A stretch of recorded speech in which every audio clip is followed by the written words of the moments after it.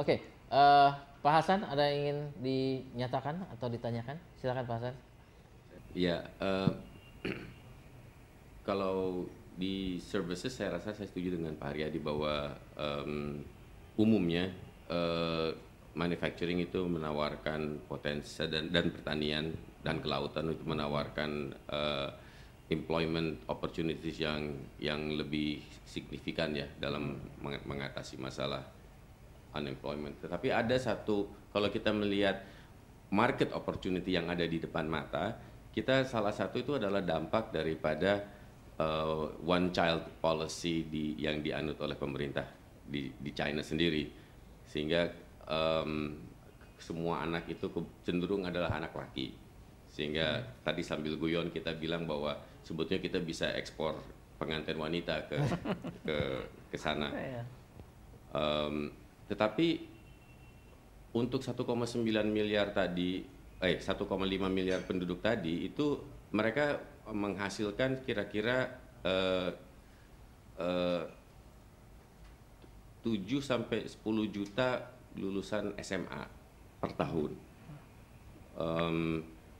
Kita tahu satu kampus itu cuma 7.000 siswa ya. Jadi kalau kita lagi bicara 7 juta siswa baru masuk, itu kita lagi bicara 1.000 universitas baru yang diperlukan setiap tahun. Itu ya. Jadi itu angka yang luar biasa besarnya, dan itu tidak semua bisa masuk ke universitas. Sedangkan padahal semakin hari itu generasi muda di China sendiri juga ingin maju. Mereka melihat saudara-saudaranya di Shanghai, di mana-mana pada jadi kaya raya, dan mereka mengambil kesimpulan sederhana bahwa itu karena mereka punya pendidikan dan karena mereka bisa bahasa Inggris.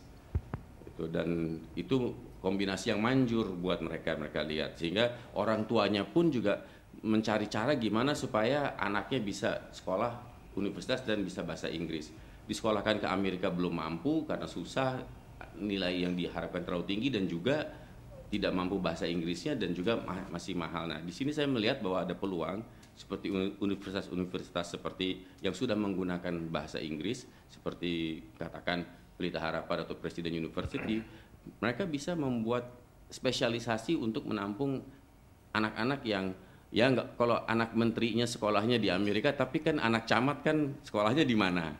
Nah, padahal camat jauh lebih banyak di China daripada menteri kan. Nah, itu harusnya bisa kita tampung anak-anak itu di Indonesia. Mereka bisa mendapatkan pelajaran bahasa Inggris, pengalaman tinggal di luar negeri, dan dapat gelar sarjana serta bisa pengalaman kerja, sehingga mereka bisa pulang, mereka punya degree dan mereka bisa bahasa Inggris, dan jauh lebih murah daripada kalau dikirim ke Singapura, Australia atau Amerika. Ya, ya.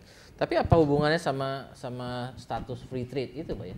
I mean, this can happen with or without. Well, free trade itu kan banyak ya. It's not just the free movement of goods. Seperti tadi Pak Hari Darmawan tadi sebutkan, itu kan juga ada the free movement of people yang mengancam, and the free movement of capital, sehingga akhirnya movement of capital itu menjadi akhirnya ada foreign investment di dalam retail. Bukan hanya foreign investment di dalam retail, tetapi juga ditangani oleh foreigner juga. Jadi free trade itu kan is a sign of things to come. Ya. Ya, dan kalau kita bicara udah lama dikasih tahu terus kita nggak siap, ya ini sekarang lagi kita coba baca, ya jangan kita abaikan juga gitu loh. Ya, it's about 10 years to come lah itu ya Pak ya. Itu karena that's what everybody said about this also. 10 years to come, 10 years ago, Pak Dr. Bayu. So let's just be reasonable about how we see this. Jadi early anticipations lah Pak ya, about this ya Pak ya. Jadi kita bisa early anticipations. Oke Pak Haryadi. Jadi kita lihat dari Pak Hasan tadi ada kemungkinan juga sektor pendidikan ya. Mungkin juga pendidikan yang spesial di Indonesia lah, about cultural ya, about kreatif ya, dan many things. Tapi kalau kita lihat tadi coba beberapa sektor aja nih yang kita punya harapan, kelautan, agro agronya juga selektif, kita masih banyak agro yang kalah sama Thailand ya, dan pendidikan juga sedikit. Tapi how about our other industries, industrial goods nih Pak? Apakah di sana nggak ada opportunity kita bisa menang di sana Pak? Saya rasa begini Pak ya, jadi yang namanya persaingan kan selalu ada. Ya. Jadi bagaimana kita melihat, mengantisipasi seperti apa. Nah, yang jelas Pak, kita harus bisa mengkombinasikan antara potensi yang ada di kita dan potensi yang ada di mereka. Jadi ini memang harus diciptakan, harus betul-betul diintensifkan upaya-upaya itu apa. Kita memang harus bikin. Jadi itu saya bilang hanya sebagian aja. Mungkin kalau kita explore lagi lebih banyak. Misalnya seperti mereka kan sekarang sangat getol di energi, Pak. Ya kan, semua China nih sekarang policy mereka adalah mereka keluar ke global itu adalah untuk mencari sumber-sumber energi, karena mereka sudah ada perhitungan untuk menghidupi, menjalankan roda ekonomi mereka itu mereka butuh energi yang sangat besar sekali. Termasuk adalah nuklir. Nah, misalnya contohnya itu misalnya pengembangan nuklir, walaupun tanda petik ya, kita ceritanya panjang, tapi paling tidak pengolahan bahan bakunya, atau misalnya seperti baja misalnya. Baja itu kan kita juga belum maksimal diolah di sini. Jadi saya pikir kita harus melihat kembali lagi ya, kita semua harus baik pemerintah maupun stakeholders, pengusaha mesti punya sama-sama blueprintnya mau bagaimana. Ini yang selama ini kami melihat seringnya kita tuh pada waktu eksekusi bermasalah semua, jadi lambat dan sebagainya. Jadi kita harus menentukan national interest kita apa sih. Ya kan, kalau kita udah punya betul-betul kita mau arahnya kemana, justru mereka itu kita masuk. Misalnya contoh gini Pak Bayu, pemerintah udah bilang bahwa nggak sanggup membiayai untuk investasi sekitar 2.000 triliun ya, untuk mencapai pertumbuhan sekitar 7% kan gitu.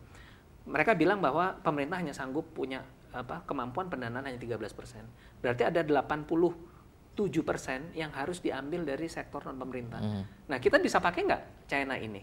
Gitu loh Pak. Jadi kita harus berpikirnya juga, dan saya yakin China punya hubungan emosional yang khusus lah dengan Indonesia. Dia melihat. Jadi ini yang kita mainkan, bagaimana untuk mereka itu mau masuk kayak infrastruktur. China tuh membangun jalan tol setahun berapa? Ya kan, kita setahun boro-boro deh.